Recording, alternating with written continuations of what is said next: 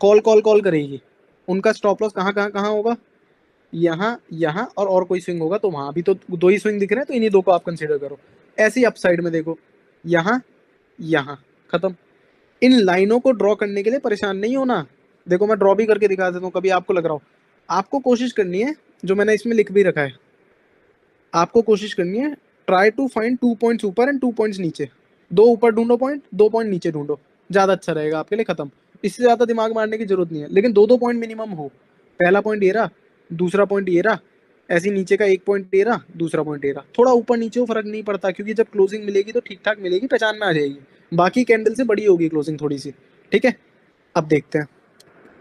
Okay, ऊपर closing मिली, सही है। आपको पता है कि मार्केट में पुट वालों का पहला स्टॉप लॉस यहाँ मिलेगा मुझे। अगर इसके ऊपर क्लोजिंग मिलती है तो फिर डे हाई तक का टारगेट मिलेगा। इसके ऊपर क्लोजिंग मिलती है तो किसी और रेजिस्टेंस तक का टारगेट मिलेगा। बिल्कुल क्लियर फंडा है। अगर डाउन साइड में ब्रेकआउट मिलता है तो इस स्विंग तक का टारगेट मिलेगा, इसके नीचे क्लोजिंग मिलती है तो इस स्विंग तक का टारगेट मिलेगा, इसके नीचे क्लोजिंग मिलती है तो और लंबा टारगेट मिलेगा किसी सपोर्ट एरिया तक। आओ देखते हैं। क्लोजिंग मिल गई, जाने दो जाने दो जाने दो। इस स्विंग के ऊपर क्लोजिंग चाहिए हमें, इस स्विंग के ऊपर। विक के भी ऊपर क्लोजिंग चाहिए। अगर विक के ऊपर क्लोजिंग नहीं है तो क्लोजिंग मत कंसिडर करना। ओके, इस कैंडल ने विक के ऊपर क्लोजिंग दे दी, इस वाली कैंडल ने, ठीक है। इसका मतलब अब अगला टारगेट यहाँ तक का आएगा, 18,180 तक का इजीली। आगे देखते हैं। ये लो, डे हाई के ऊपर भी क्लोजिंग मिल गई, इस वाली कैंडल ने दे दी। अगला टारगेट आएगा किसी रेजिस्टेंस तक का, मतलब कि अगर इस दिन पे आपने लेवल बनाए, इस दिन पे लेवल बना के दिखा देता हूँ।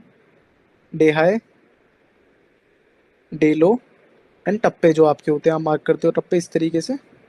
आगे पीछे के चार्ट की हेल्प ले सकते हो बिंदास, कोई परेशानी वाली बात नहीं है। ऐसे एंड ऐसे, ये मैं अपने लेवल मार्क करता है इस पर्टिकुलर डे में। चार लेवल दूर दूर इक्वल, बढ़िया। मेरा जो अगला टारगेट है 18,240 के आसपास तक का मिलेगा मुझे।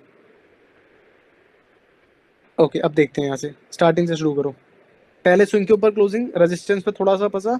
डे हाई के ऊपर क्लोजिंग, चलने दो चलने दो चलने दो चलने दो चलने दो। रेजिस्टेंस पे आ गया मार्केट, मैं इस ट्रेड से बाहर हो सकता हूँ, या फिर अपना 70 to 80% प्रॉफिट बुक करके बाकी क्वांटिटी का स्टॉप लॉस एंट्री से भी उठा के इस रेजिस्टेंस पे लगा दूंगा, नीचे वाले, मतलब अगले वाले, इस वाले से नीचे वाले पे। फिर इसके बाद किसी और रेजिस्टेंस पे आ जाएगा तो स्टॉप लॉस उठा के यहाँ लगा दूंगा। अब मेरा ट्रेलिंग का स्किल चलता है यहाँ पे कि कितना लंबा मैं खींच सकता हूँ ट्रेड को, ठीक है। बाकी आपको वही है कि जो स्विंग मार्केट बना देगा उतना टारगेट फिर मार्केट फेंक के दे देता है, और कुछ भी नहीं है इस सेटअप में। आया समझ में?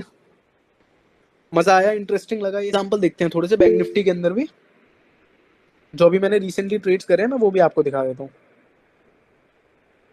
ओके, फिर से देखो, मार्केट ऐसा सा ओके छोटा होता हुआ दिख रहा है मुझे, ठीक है, होने दो। जब छोटा होता हुआ दिखे ना, क्लियरली दिखेगा आपको। अब देखो, मुझे पता है क्या, नीचे साइड में ट्रेड मिलेगा तो पहला इनका स्टॉप लॉस जाएगा, डेलो तक का टारगेट मिलेगा। उसके नीचे क्लोजिंग मिलेगी तो और लंबा टारगेट मिलेगा, अगले किसी सपोर्ट तक का।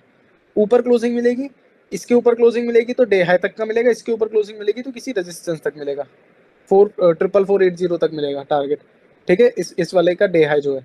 आगे देखते हैं अब। ओके, क्लोजिंग मिल गई, बढ़िया। उसके बाद आप कोशिश करोगे कि इस विक के ऊपर भी क्लोजिंग मिल जाए मुझे। ये देखो देखो, पलटा मार्केट यहाँ से, समझे? इस स्विंग के ऊपर क्लोजिंग नहीं दी, आप इस पे एक लाइन बना लो।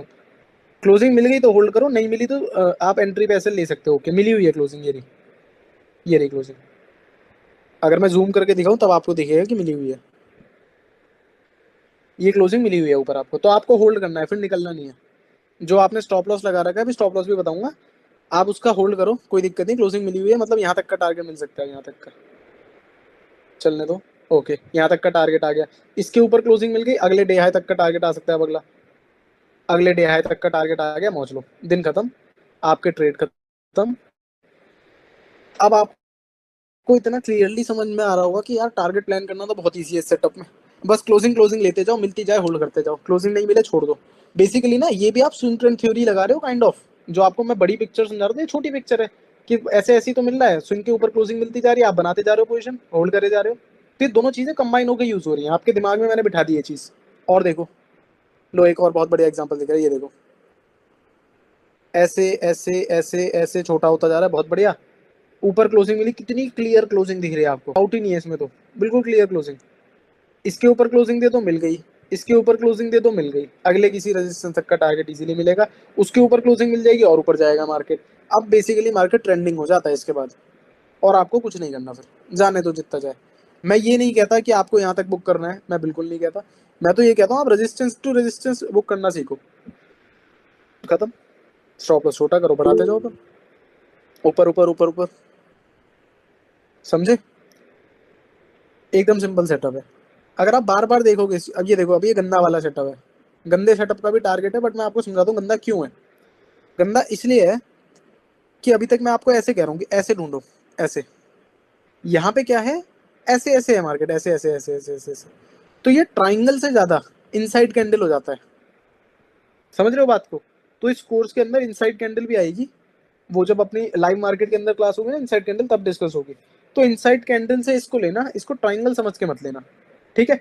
आपको भले ही मैं इसको ट्राइंगल बोल के भी ले सकता हूँ, मैं कुछ गलत नहीं है उसमें, बट आपको कंफ्यूजन हो जाएगा इससे बहुत ज्यादा।